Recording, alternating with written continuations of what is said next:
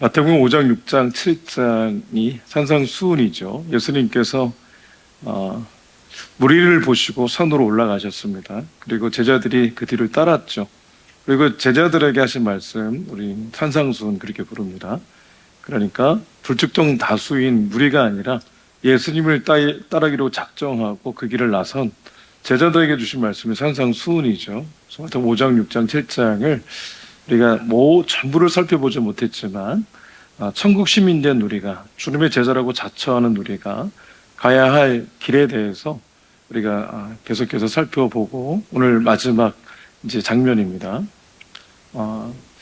24절부터 27절까지가 산상수훈의 최종 결론입니다.만 이 결론에 앞서 13절부터 27절까지가 최종적인 결론이고, 그 결론 중의 결론이 24절부터 27절까지다, 이렇게 볼 수 있겠습니다. 그래서 결론의 내용의 첫 번째 단락은 다른 것이 아니라 이 산상수훈, 천국 백성들에게 제시하신 이 주님이 새롭게 제정하신 천국 시민의 법은 그 자체로 넓은 문으로 들어가서 넓고 화려한 길을 걸어가는 것과 같지 않다.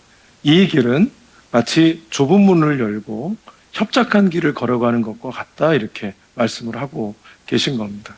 계속해서 하나하나 옛사람의 말한 바 살인하지 말라, 누구든지 살인하면 심판을 받게 되리라 하였다는 것을 너희가 들었지만 나는 너희에게 이르노니 형제에 대해서 노하는 자마다 심판을 받게 되고, 라가라는 자는 공회에 잡혀가게 되고, 미련한 놈이라고 하는 자는 지옥불에 들어가게 되리라. 이렇게 말씀을 옛 율법보다 지키기 어려운, 너무나 명확한 선명한 말씀을, 어려운 기준을 제시해 주셨습니다.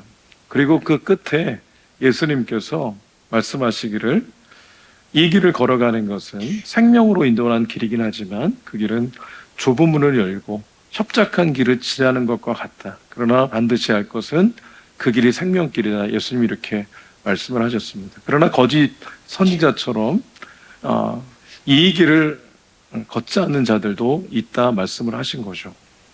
제가 곰곰이 말씀을 묵상하는데 그런 묵상이 됐습니다.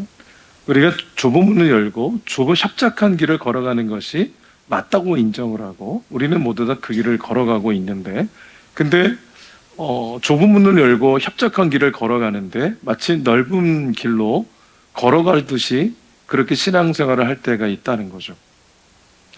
분명히 협착한 길을 걸어가면 그 자체로 포기하고 내려놓을 게 많은 길인데, 근데 우리는 포기하지 않고 넓은 길을 지나가듯 그렇게 좁은 길을 지나갈 때가 있는 거죠. 역설적이지만 우리의 삶의 현장 가운데 나타날 수 있습니다. 이렇게 표현할 수 있겠죠. 순종에 대해서 협착한 길을 지나듯 순종을 늘 해야 되겠고, 순종에 대해서 말을 하지만 결국 하나님 앞에 자기 부인이 안 되는 순종에 대해서 우리가 이야기할 때가 있습니다. 헌신을 얘기하지만 대가 지불하지 않는 헌신을 얘기할 때가 있습니다. 사랑을 얘기하지만 사랑에 수고 없는, 눈물과 땀이 없는 사랑을 얘기할 때가 있는 거죠. 기도를 얘기하지만 무릎 꿇음이 없는 기도를 얘기할 때가 많이 있습니다. 매우 역설적인 그런 신앙의 길을 우리가 걸어갈 때가 있습니다. 제자라고 자처하는데, 하나님 나라 백성 됐다고 스스로 자처하는데, 실제로 삶의 현장을 뜯어보면 협착한 길을 지나가는 그런 사람의 모습이 아니라 넓은 길로 지나가듯이 그렇게 신앙의 길을 걸어갈 때가 있는 거죠. 예수님께서 하신 말씀은 이 말씀대로 살면 살수록 우리에게 복과 은혜가 임하는 거지만, 그러나 그 길을 걸어가는 것은 대가를 늘 지불해야 되는, 자기를 부인해야 되는 그런 길인 거죠. 마치 예수님께서 누가복음 9장 23절에 나를 따라오려거든, 누구든지 나를 따라올 수 있는데 나를 따라오려거든 자기를 부인하고 자기 십자가를 지고 나를 좇을 것이라, 이렇게 말씀하셨을 때 자기를 부인하는 게 먼저였잖아요. 그러니까 제자는 먼저 자기를 부인하지 않고는 제자됨의 길을 걸어갈 수 없다는 것을 명확하게 예수님께서 말씀을 하고 계신 것입니다. 그러나 분명히 그 길은 평강이 있는 길이고, 그리고 소망이 있는 길이고, 생명이 있는 길이다 말씀하신 거죠. 이런 착각을 할 때가 있습니다. 편안하기 위해서 예수 믿을 때가 있습니다. 편안한 인생을 위해서 예수 믿을 때가 있습니다. 근데 실제로 주님께서 우리에게 약속하신 것은 편안한 삶은 약속하지 않으셨어요. 그러나 평강이 있는 삶은 약속하셨죠. 너희에게 평강이 있을지어다 부활하신 주님이 제자들에게 그렇게 선포하신 것처럼 주님이 우리에게 평강은 약속하셨고 선포하셨지만 내가 너희들 편안한 인생을 얘기해 줄게. 모든 장애물을 내가 다 제거하고 거칠 것이 없는 그런 편안한 인생, 그런 인생 내가 살게 해줄게. 주께서 그렇게 우리를 보장하신 적이 없으십니다. 내가 너를 지명하여 불렀나니 너는 내 것이라. 내가 물 가운데로 지날 때 물이 너를 엄몰하지 못하게 할 것이고 불 가운데 지날 때 불꽃에 의해서 한토록 또 머리카락이 실오라기 하나라도 타지 않도록 하겠다. 그 약속은 하셨어요. 그러나 물 가운데로 지나지 않게 하겠다 이 약속은 하지 않으셨습니다. 불 가운데로 지나지 않게 하겠다 약속한 적 없으시죠. 주님께서 우리에게는 이 좁은 길, 협착한 길을 걸어갈 때 우리를 보호하시고 그리고 우리의 최고의 안전망이 되어주시고 우리의 마음을 평강으로 지켜주시고 소망 가운데 우리를 이끌어 가실 것에 대해서는 언제나 약속을 하셨죠. 그러므로 예수 믿는 사람들이 추구해야 될 것은 평강입니다. 추구해야 될 것은 생명이고 추구해야 될 것은 자기를 부인하는 이 길을 걸어가는 것이 결국 좁은 길을 지나가는 것이다. 이 말씀을 예수님께서 하시고 두 번째 결론 중의 결론으로 오늘 우리가 읽었던 말씀 듣고 행하는 문제에 대해서 얘기를 하신 겁니다. 명확하죠. 듣고 누구든지 나의 이 말 이렇게 표현합니다. 그러니까 산상수훈의 말씀을 얘기합니다. 그 결론이니까 나의 이 말을 듣고 행하는 자는 그 집을 지을 때 반석 위에 지은 지혜로운 사람 같다. 그러나 나의 이 말을 듣고 들었지만 행하지 않는 그 자는 그것은 모래 위에 집을 짓는 자와 똑같다. 여기서 반석, 모래가 상반된 개념이죠.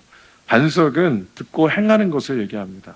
그 위에 집을 지었다는 그 집은 우리의 인생을 얘기합니다. 그러니까 우리의 인생을 어느 기초 위에 지을 것인가. 우리는 크고 화려하고 그리고 내세울 만한 집을 짓는 것에 대해 늘 관심을 갖습니다만 진짜 중요한 것은 기초가 중요한 거죠. 기초가 정말 중요합니다. 어떻게 지었느냐보다 무엇 위에다 지었느냐가 더 중요한 문제라고 예수님이 가르쳐 주신 거죠. 근데 그 반석은 듣고 행하는 것이요 모래는 들었지만 행하지 않는 것이다 명확하게 말씀해 주시면서 듣고 행하는 것은 지혜로운 인생이요 그렇지 않은 것은 어리석은 인생이다 말씀하고 있습니다. 여기서 어리석다는 것은 다른 의미가 아니라 뭘 잘 모른다 이런 의미도 있지만 그 안에 불경건한 불신앙적인 이런 의미가 있습니다. 왜 이 다윗의 아내였던 아비가일의 남편 이름이 나발이거든요.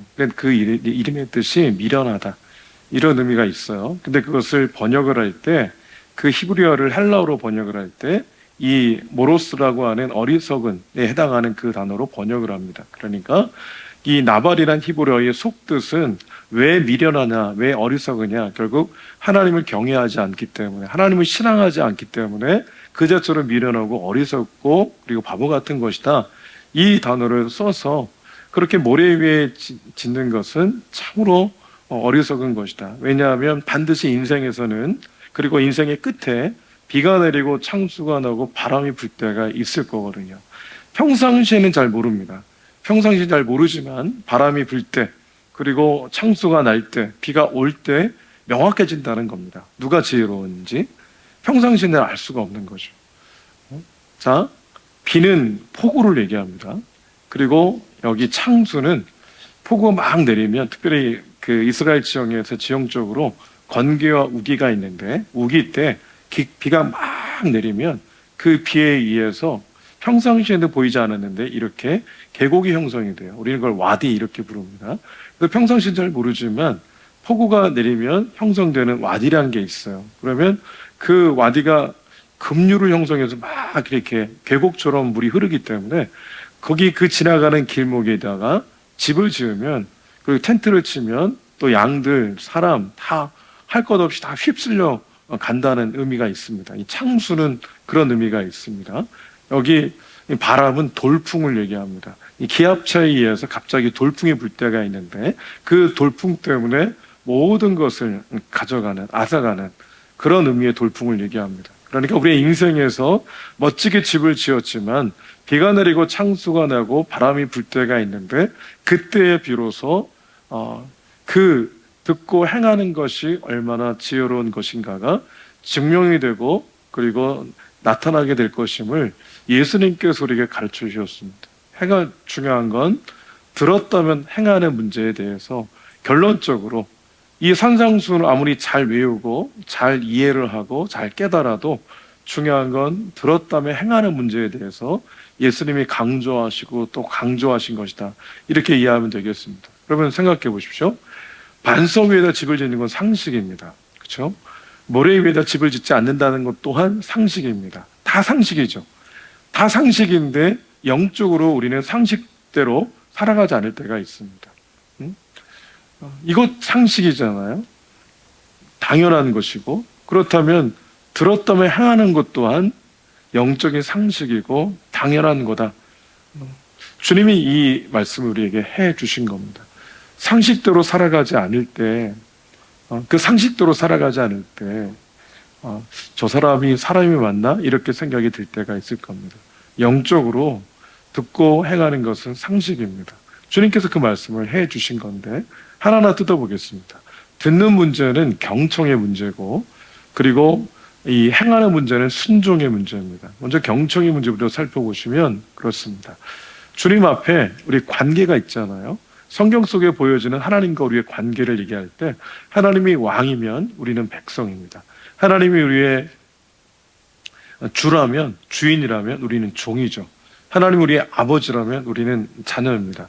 하나님 우리의 목자라면 우리는 양인 거죠. 이게 너무나 명확합니다. 자, 목자 앞에서 양은 그 목자의 음성을 들을 줄 알아야 됩니다. 아버지 앞에서 자녀는 아버지의 권위 아래 순종할 줄 알아야 복을 누릴 수가 있습니다. 왕은 책임지는 사랑으로 백성을 보호하지만 백성된 책임은 왕의 반포한 그런 법령을 정확하게 숙지하고 법을 따라가는 것이 백성의 의무인 거죠. 주인이 명령했으면 종의 입장에서는 그 명령을 받드는 것이 종의 해야 될 일인 겁니다. 우리는 너무나 명확해요. 성경에서 먼저 우리에게 말씀하시는 것은 주께서 하신 말씀을 잘 들어야 된다, 경청해야 된다, 이 말씀을 먼저 해주시는 겁니다. 여러분 예배 자리에 같이 앉아 계시잖아요. 일부에도 그랬는데 어떤 분은 정말 이 두 눈이 이렇게 빠져나올 정도로 집중해서 듣는 분이 있어요. 그 바로 옆에 주무시는 분이 계세요. 네. 무슨 차이가 있습니까? 같은 공간 같은 시간대에 있는데 어떤 분에게는 들리는 거예요. 그리고 어떤 분에게는 잘 안 들리는 거예요. 저도 그분들을 이해합니다. 잘 안 들리면 사람은 졸 수밖에 없습니다. 들리면 빠져들어가게 돼 있거든요. 근데 중요한 것은 우리에게 하나님 말씀을 듣겠다고 하는 그런 중심이 있어야 됩니다. 사사시대는 말씀이 희귀한 시대고 하나님이 말씀하지 않는 그런 시대였어요. 사사시대를 이렇게 특징 지어서 얘기합니다. 사사기 21장 25절을 읽어보겠습니다. 시작. 그때 이스라엘에 왕이 없으므로 사람이 자기의 소견에 옳은 대로 행하였더라. 아멘. 왕이 없었습니까? 왕은 있었어요. 눈에 보이는 왕이 없었지 하나님은 왕으로 그 땅을 통치하시는 분이신데 그 왕의 주권을 인정하지 않았을 뿐인 거죠. 왕이 있으면 백성은 왕에게 물을 텐데 왕으로 인정하지 않으니까 묻지 않는 겁니다. 그러니까 스스로 왕이 된 거죠. 사사시대는 스스로 자기가 왕이 된 시대였습니다. 왕 같은 제사장, 베드로전서 2장 9절에 말씀하잖아요. 왕 같은 제사장인데 우린 제사장은 싹둑 잘라먹고 왕 같은 데 집중할 때가 있어요. 내가 왕인 거죠. 스스로 왕이 돼서 내 생각에, 내 경험에, 내 지식에 근거해서 이 땅을 살아갈 때가 있습니다. 여러분, 세상에서 일을 할 때 그 일에 특화된 그리고 전문가는 그 일에 대해서 모든 걸 알고 있는 분입니다. 근데 여러분의 인생에 대해 전문가가 어디 있어요? 우리의 인생에 대한 전문가가 여러분 중에 어디 있습니까? 저와 여러분 중에 인생에 대한 전문가는 없습니다. 그 일에 대한 전문가적인 지식은 가질 수 있지만 우리의 인생의 전문가는 하나님 한 분이십니다. 그 하나님 한 분이 우리의 왕이시라고 말했는데 구태여 계속해서 우리 스스로 왕의 역할을 할 이유가 어디 있겠어요? 왕의 역할은 책임지는 역할인 겁니다. 군림하는 게 왕이 아니고 책임지는 게 왕인데, 하나님의 왕이시라는 것은 우리 인생을 책임지겠다는 그런 마음, 그런 자세잖아요. 주님은 그 일을 하시겠다고 하는 거잖아요. 그 주님 앞에, 왕이신 하나님 앞에 우리 스스로 왕이 되어서 살아가는 그런 시대가 사사시대였고, 오늘날도 역시 사사시대와 같은 모습으로 살아갈 때가 있는 거죠. 내가 왕이 되면 귀가 닫혀 있게 되어 있습니다. 그래서 안 들리게 되어 있습니다.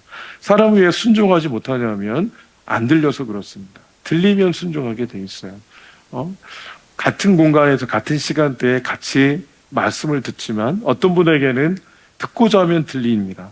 마태복음 13장 16절에 눈은 봄으로 복이 있고 귀는 들음으로 복이 있다고 그랬습니다.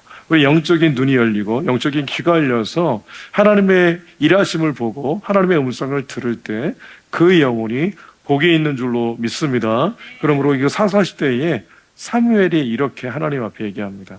엘리 제사장이 사무엘아 사무엘아 이렇게 하나님께서 그를 부르시는데, 사무엘이 경험이 없으니까 하나님이 부르셨는데 엘리가 부른 줄 아는 거예요. 그러니까 착각을 했던 거죠. 엘리 제사장이 굉장히 영적으로 어두워도 하나님이 지금 부르시는구나 라는 것을 촉으로 알게 됐죠. 그래서 사무엘에게 다시 한번 하나님 부르시면 주님 내가 여기 있습니다 말씀하십시오 라고 그렇게 대답을 하라고. 그래서 3장 10절에 보면 이렇게 대답을 합니다. 말씀 읽어볼게요. 사무엘상 3장 10절입니다. 시작.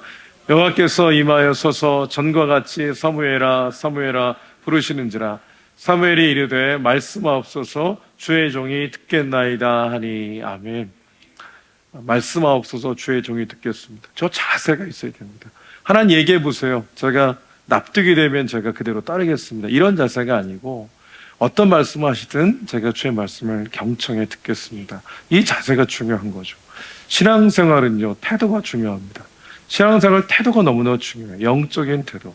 여러분 눈앞에 지금 육신의 눈앞에 하나님이 딱 계신 것이 보인다고 생각해 보십시오. 그럼 뭐부터 달라집니까? 자세가 달라집니다. 자세부터 달라지는 거예요. 눈빛부터 달라지고요. 그리고 태도 자체가 달라지게 돼 있습니다. 이게 너무나 중요한 부분이에요. 하나님이 어느 곳에 계시고 지금 우리와 함께 하신다고 생각했을 때 함부로 할 수 없죠. 지난주 말씀처럼 형제를 왜 존중해야 되는가? 그리고 이 사람들을 대할 때 그 안에 예수 그리스도의 생명이 있는 존재로 왜 대해야 되는가?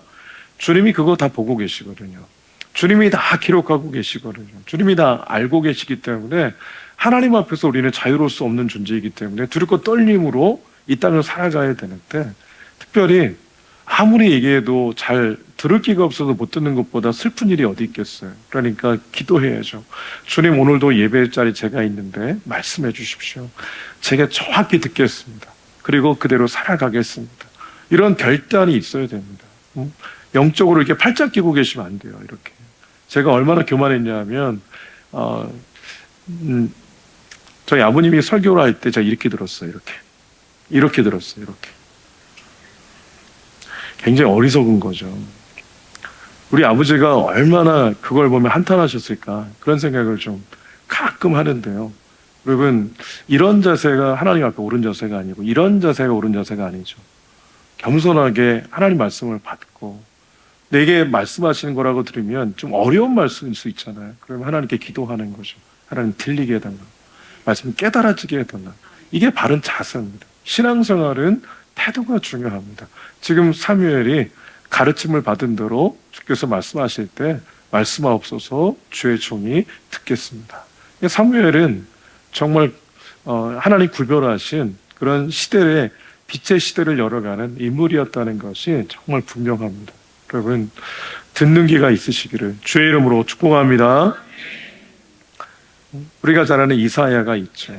이사야 6장에 보면 이사야를 부르시는 장면이 나와요. 이사야를 부르실 때 이사야가 환상 가운데 하는 보좌를 봅니다. 보좌 앞에 스랍, 천사를 얘기합니다. 천사의 6날개가 있는데 2개의 날개로 얼굴을 가리고 2개의 날개로 발을 가리고 2개의 날개로 막 이렇게 납니다. 날면서 노래하는 거예요. 거룩하다 거룩하다 만군의 여호와여 주의 영광이 온 땅에 충만하도다. 막 찬송하는 거죠. 우리가 찬송했던 것처럼 정말 이렇게 찬송할 때 막 천지에 하나님 영광이 가득한, 하나님 연기가 충만한 그런 것으로 묘사되어 있는데 하나님 영광이 충만한 것을 이사야가 보게 돼요. 그래서 두려운 마음이 생겼어요. 죄인인 내가 하나님의 영광을 본 것에 대한 두려움이 생긴 겁니다. 그래서 나 입술이 부정한 사람이고 입술이 부정한 백성 중에 있는데 나로 망하게 됐다. 그렇게 어떻게 보면 두려워 떨고 있을 때 스랍 천사 하나가 핀 숯을 가져다 입술을 이렇게 댑니다. 그랬을 때 내 악이, 내 죄가 사하해졌다 이렇게 선포를 하죠. 그리고 나서 이사야가 다시금 보좌에 집중하는데 하나님의 고민 소리가 들린 겁니다. 그 말씀 한번 읽어볼게요. 6장 8절입니다. 시작. 내가 또 주의 목소리를 들으니 주께서 이르시되 내가 누구를 보내며 누가 우리를 위하여 갈고 하시니 그때 내가 이르되 내가 여기 있나이다 나를 보내소서 하였더니. 아멘. 여기 보면 두 번째 줄에 내가 누구를 보내며 누가 우리를 위하여 갈고, 저게 하나님의 고민입니다. 보면 우리 이렇게 표현했죠. 삼위일체 하나님을 저렇게 보여준 겁니다. 단수이자 복수로 존재하시는 삼위일체 하나님이 고민하시는 거예요. 누구를 보내며 도대체 누가 갈 수 있을까? 이런 고민을 할 때 이사야가 내가 여기 있습니다. 나를 보내소서라고 자신을 드리는 그런 하나님의 부르심 앞에 순종으로 반응하는 장면입니다. 근데 시작은 어디서 됐습니까? 주의 목소리를 들은 거예요. 주의 목소리가 딱 들리니까 그런 반응이 나온 겁니다. 여러분, 하나님 앞에서 누군가는 잘 안 들렸는데 나에게는 들리는 하나님의 음성이 있어요. 이상하게 그냥 지나갔는데 나한테는 자꾸만 그 잔상이 남아요. 마음속에 자꾸만 이렇게 끌려요. 그런 일들이, 그런 사람이 있거든요.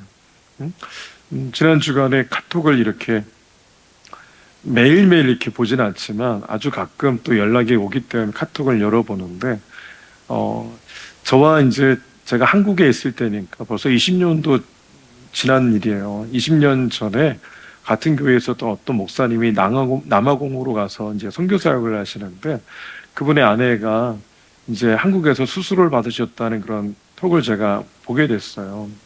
내 마음속에 이제 감동이 온 거죠. 내가 적지만 뭔가를 그 병원비로 보태드리기 위해서 보내드려야 되겠다.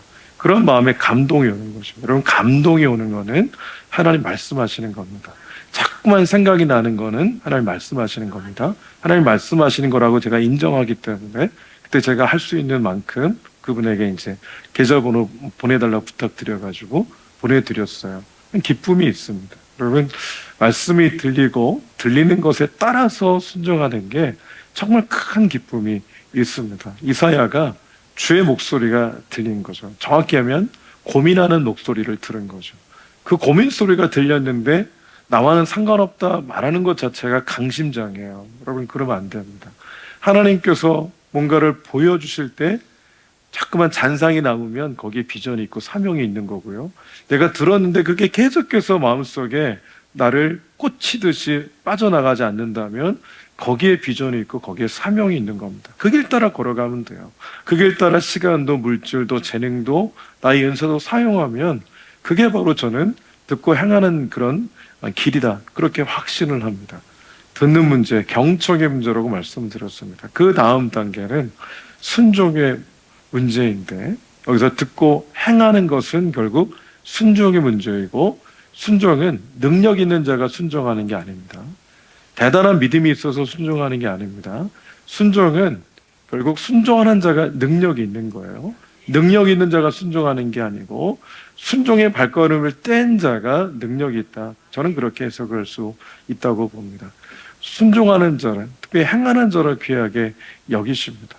너무나 소중한 문제예요. 오늘 우리가 읽진 않았습니다만 21절, 22절, 23절에 보게 되면 21절에서는 하늘에 계신 네 아버지의 뜻대로 행하는 자라야 그 천국에 들어갈 것이다 말씀하셨습니다. 그리고 22절, 23절에서는 주의 이름으로 선지자 노릇하고 주의 이름으로 귀신을 쫓아내고 주의 이름으로 권능을 행한 사람들에게 대해서 주님이 불법을 행하는 자들아 이렇게 말씀하셨습니다.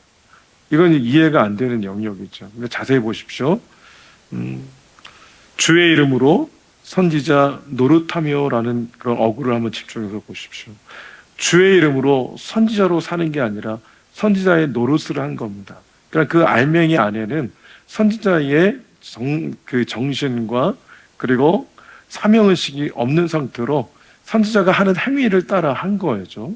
주의 이름으로 포장을 그렇듯하게 했지만 실제로 알맹이는 없는 것을 보게 됩니다. 그래서 주의 이름으로 이것도 했고 저것도 했고 이것도 했습니다 라고 하고 하는 것보다 주님은 더 중요한 것은 그 위에 주의 뜻을 따라서 네가 하루하루 그렇게 하루가 천년이신 주님 앞에 그렇게 살아왔는가, 내일의 주권자이신 주님 앞에 오늘을 살아갈 때 그 주권 앞에 엎드려 그렇게 살아왔는가, 주의 뜻이 네 인생에서 얼마나 중요한가, 그 생명과 같은 주의 뜻을 따라서 이 땅을 걸어가고 있는가.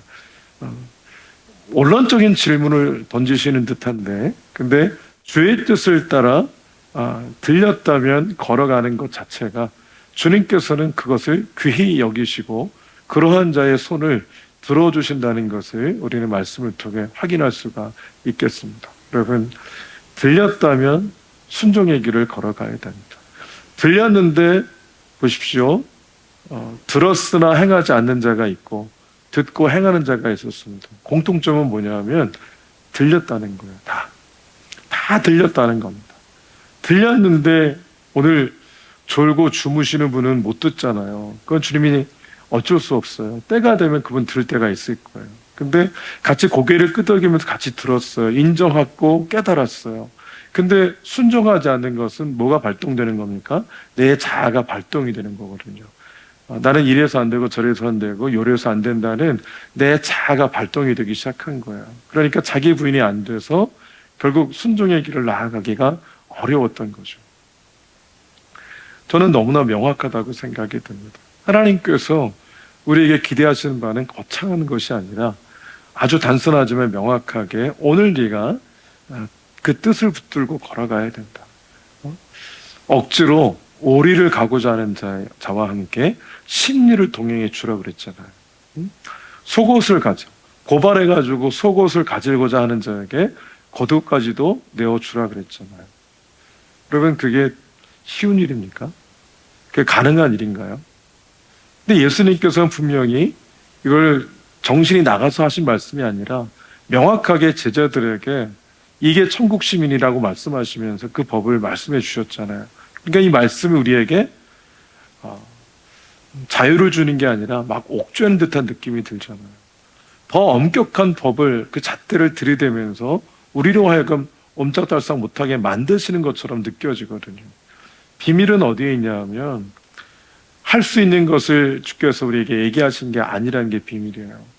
할 수 없는 영역이에요. 제가 보기에 할 수 없는 영역이고, 할 수 있다면 아주 소수 몇몇이 가능한 그런 길을 우리에게 제시하셨는데, 핵심은 어디냐면 예수님께서 율법이나 선지자를 폐하러 온 것이 아니고 완전하게 하려 함이라.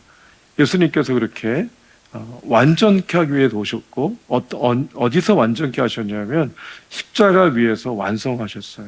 십자가에서 완성하신 거예요. 율법대로 살 수 없는 나, 그런 죄악된 길을 걸어갈 수밖에 없는 나를 대신해서 십자가에서 모든 대가를 지불해 주시고, 주님이 내가 대가를 지불했으니까 또 괜찮아, 자유해, 이렇게도 말씀하시지만, 그렇다고 해서 네가 하나님 앞에서 살아갈 때 그냥 살면 안 되고 내 안에서 내가 제시한 그 말씀을 따라 살아가야 된다고. 옛사람은 벗어 던졌고 그리스도로 옷 입었고 예수님 안에 다시 태어난 너는 새로운 생명이기 때문에 이 세상의 질서를 따라 살지 않고 하나님 나라 그 백성으로서 하나님 나라의 법을 따라, 그 질서를 따라 이 땅을 살아가야 되는데, 천연적인 너는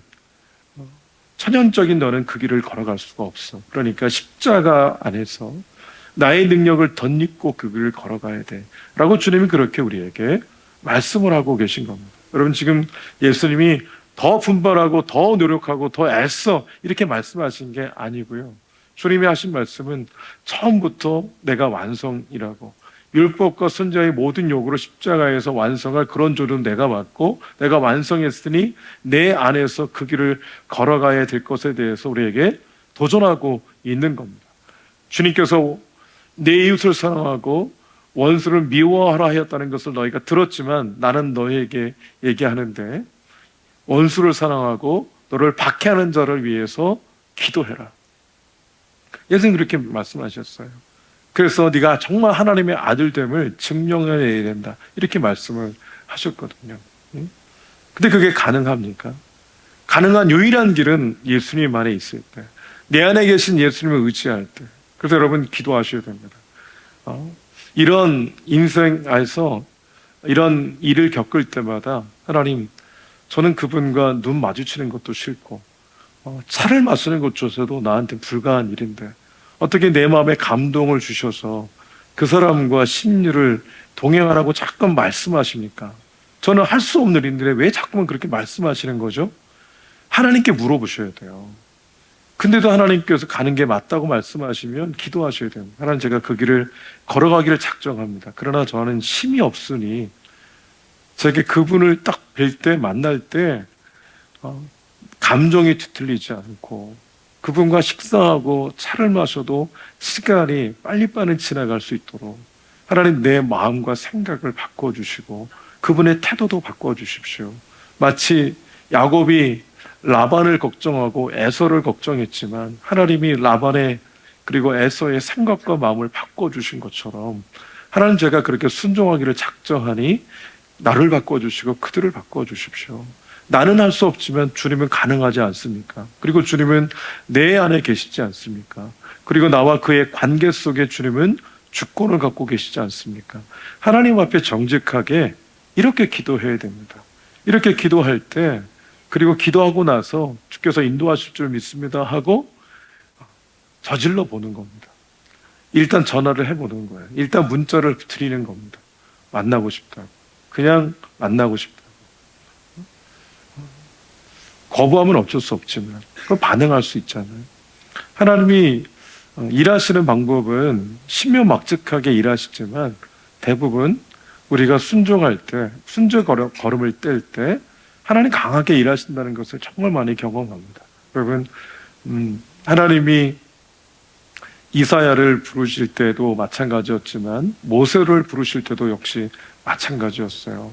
모세를 부르실 때 모세가 잘 순종하지 않을 걸 잘 알죠. 그러니까 하나님이 모세를 부르실 때 출애굽기 3장에 보면 부르실 그 첫 장면으로부터 이렇게 말씀하세요. 자, 출애굽기 3장 5절을 같이 한번 읽어보겠습니다. 읽겠습니다. 시작.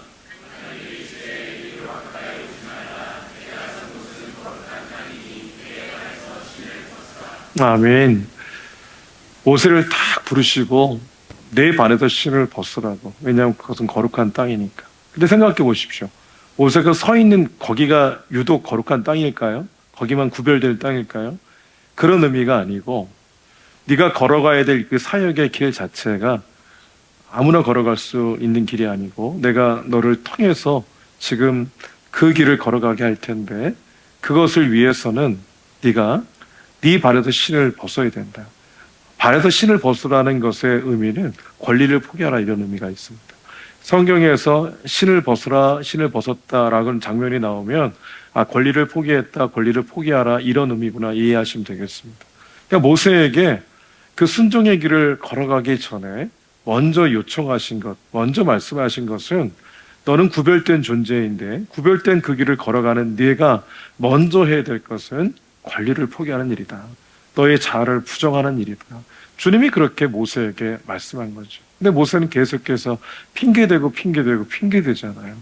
하나님이 포기하는 법이 없으세요. 왜냐하면 모세를 통해 하기로 작정하셨으니까. 포기하는 법이 없이 계속 말씀하시잖아요. 결국 모세가 두 손 두 발 들고 그 뜻에 따라 순종의 길을 걸어가고 하나님이 그를 통해 강하게 일하셨던 것을 보게 됩니다. 여러분, 듣고 순종의 걸음을 걸어갈 때 계속해서 우리의 발걸음을 막는 것은 다른 것이 아니라 주님이 막거나 악한 영이 막거나 어떤 것이 막는 것이 아니라 먼저 우리 안에서 자꾸 우리 것을 포기하지 못하고 권리를 내려놓지 못하는 이런 한계에 봉착해 있을 때가 많습니다. 예수님께서 그러셨잖아요. 이 잔을 내게로 지나가게 해주십시오. 그러나 내 온대로 마시고 아버지의 온대로 되기를 원합니다. 다 내려놓는 예수님의 모습이잖아요. 그래서 벌거벗은 모습으로 십자가에서 메어 달리는 것을 순종으로 선택해서 가셨잖아요. 그냥 고난을 통해서 순종함을 배웠다 이렇게까지 말씀하셨습니다. 여러분, 하나님 안에서 이 믿음에 근거한 들음과 경청과 순종의 길은 그냥 책상머리 속에서 있는 일이 아니고 실제로 삶의 현장 가운데서 그렇게 살아가야 될, 그래야 가치를 깨닫는 그러한 내용 아닙니까? 하나님 앞에서 오늘 말씀을 정리하겠습니다. 상식이라고 그랬습니다. 반석에 집을 짓는 것 상식이고 모래 위에다 집을 짓지 않는 것 상식이라고 그랬습니다.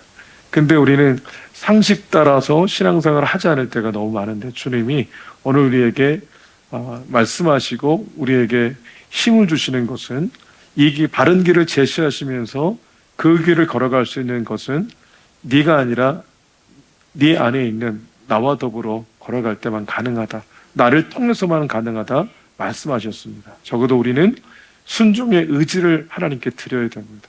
들렸다면 순종의 의지를 하나님께 힘들겠지만 한 걸음 두 걸음 떼기 시작하면 그 걸음이 결국 주님께서 역사하심으로 결국 복된 발걸음이 될 줄로 믿습니다. 우리는 어떤 집을 지을까, 얼마나 크게 지을까, 늘 이것에 초점이 맞춰져 있지만 주님은 어떤 터전 위에서 지어야 되는가를 늘 놓치면 안 된다고 말씀해 주신 겁니다.